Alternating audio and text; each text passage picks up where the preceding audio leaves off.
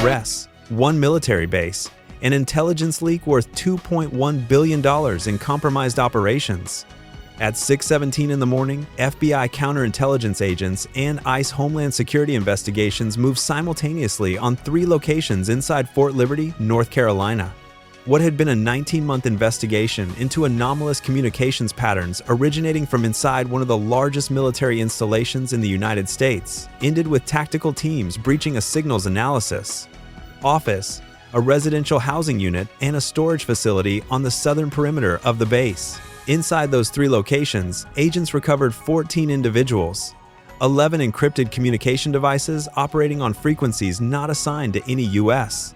military system, over 400 classified documents spanning 3 security clearance levels, and a server array that had been quietly mirroring operational data from the base's Joint Intelligence Support element for approximately 2 years. The FBI is calling it the most significant counterintelligence breach at a domestic military installation since the arrest of Ana Montes in 2001. And the connection that makes this case unlike anything we've seen before is the destination of that intelligence. Not Russia, not China, Iran. This is the story of how an Iranian sleeper cell embedded itself inside a United States military base during peacetime and remained undetected while a war with their home country was being planned in the very building next door. How they got in? Let's start with how 14 people connected to Iranian intelligence ended up working inside a U.S. military installation. Because this didn't happen overnight. This was a decade in the making. According to the federal indictment, the cell was built in 3 layers over a period of approximately 10 years. Layer 1 consisted of 6 individuals who entered the United States between 2014 and 2018 through a combination of student visas, employment-based green cards, and in 2 cases, asylum claims. All 6 were documented immigrants with clean backgrounds, no criminal records, no flagged travel patterns, no known associations with designated organizations. They were what intelligence agencies call clean skins, people with no traceable connection to any foreign intelligence service precisely because they had been scrubbed and prepared years before activation. Layer 2 was the recruitment of 4 U.S. citizens, 2 civilian contractors working in information technology at Fort Liberty, 1 junior enlisted service member in the signals intelligence section, and 1 Department of Defense civilian employee with access to the Joint Intelligence Support element scheduling and deployment databases. None of them were ideologically motivated. According to the indictment, all 4 were recruited through financial incentives.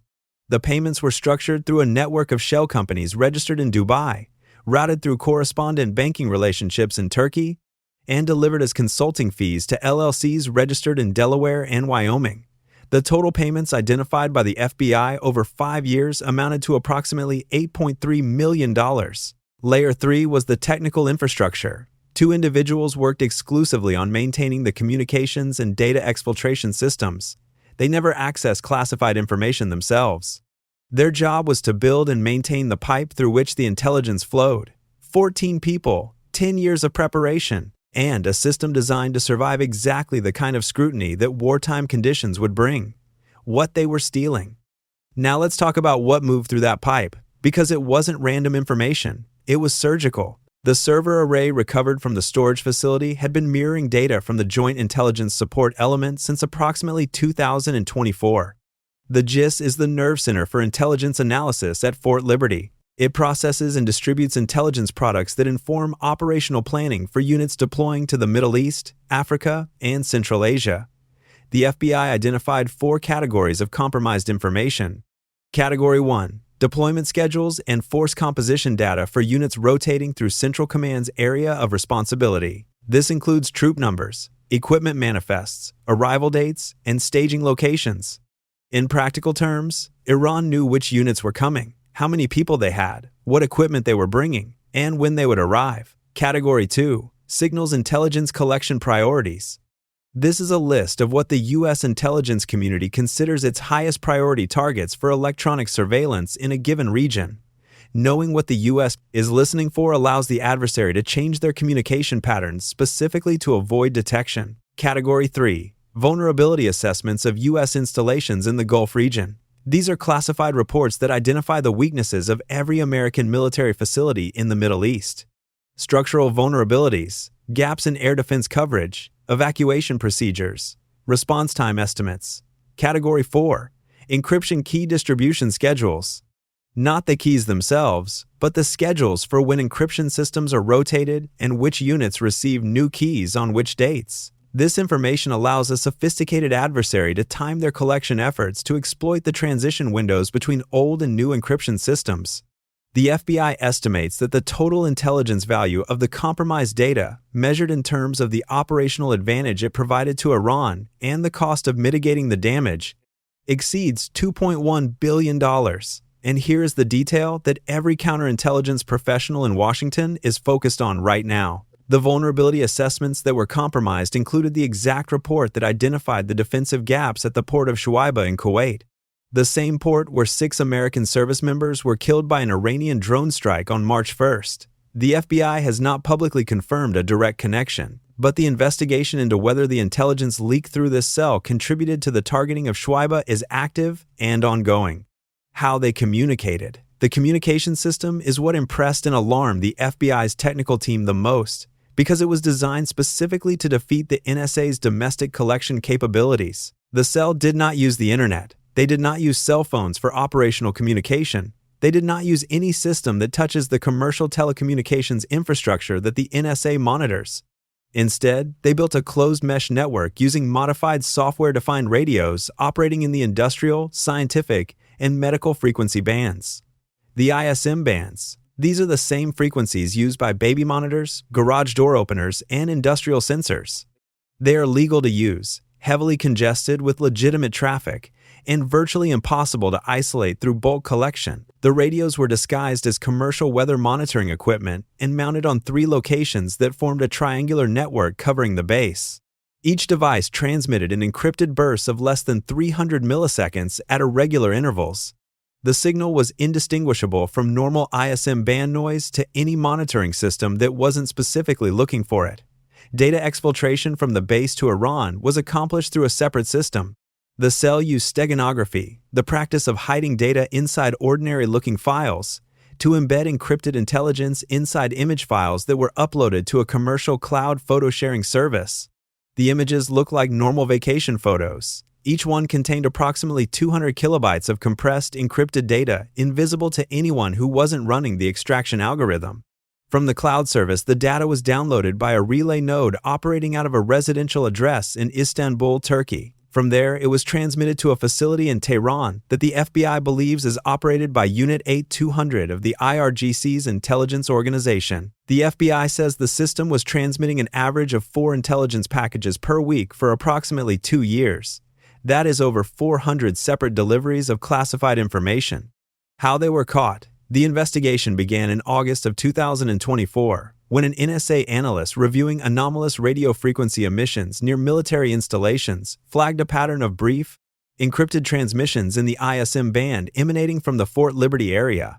The transmissions were too short and too irregular to identify through automated systems, but the analyst noticed that the burst patterns correlated temporally with known intelligence cycle deadlines.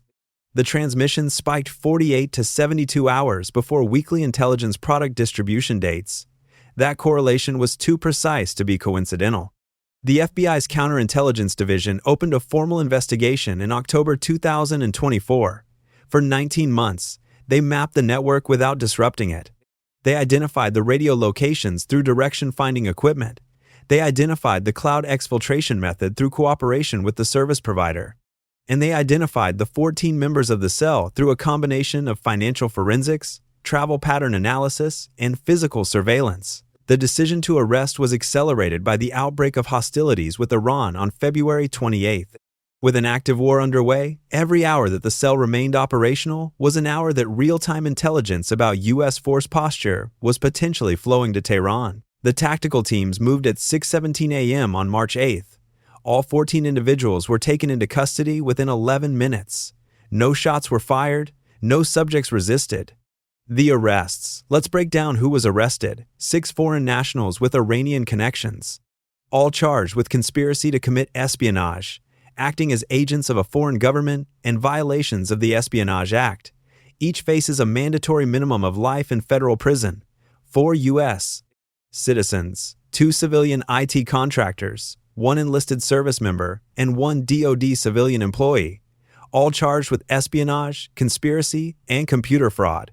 The enlisted service member additionally faces charges under the Uniform Code of Military Justice, 2 technical operatives responsible for the communication systems, charged with conspiracy to commit espionage and providing material support to a foreign intelligence service, 2 financial facilitators who manage the shell company network and payment distribution, charged with money laundering, conspiracy, bank fraud, and acting as unregistered agents of a foreign government, 14 arrests, the largest espionage case at a domestic military installation in over 2 decades. What this means. And now the part that should concern every American watching this. This cell was built during peacetime.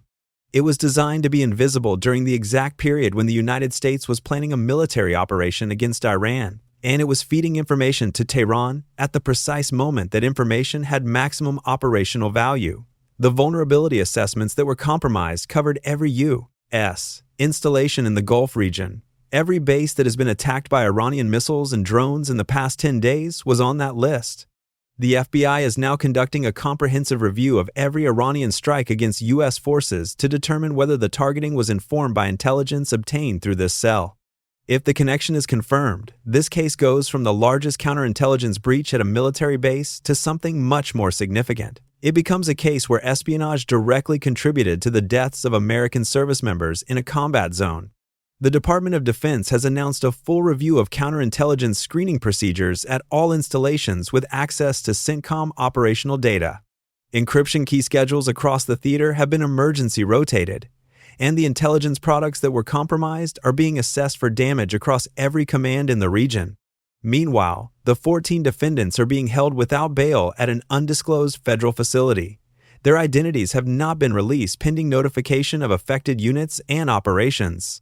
This story is developing. We will be covering every update as it unfolds.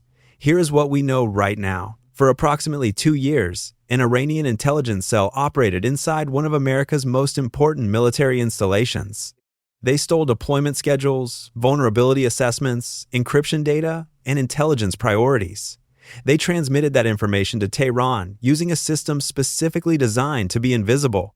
And they were doing it while the United States was planning and executing a war against the country they were working for. 14 people are in custody. $2.1 billion in intelligence is compromised. And the question that the Pentagon cannot answer yet is how much of what Iran knew about American defenses in the Gulf came from inside an American base. This is Federal Watch Network. Subscribe and turn on notifications because this story is far from over. We'll see you in the next one.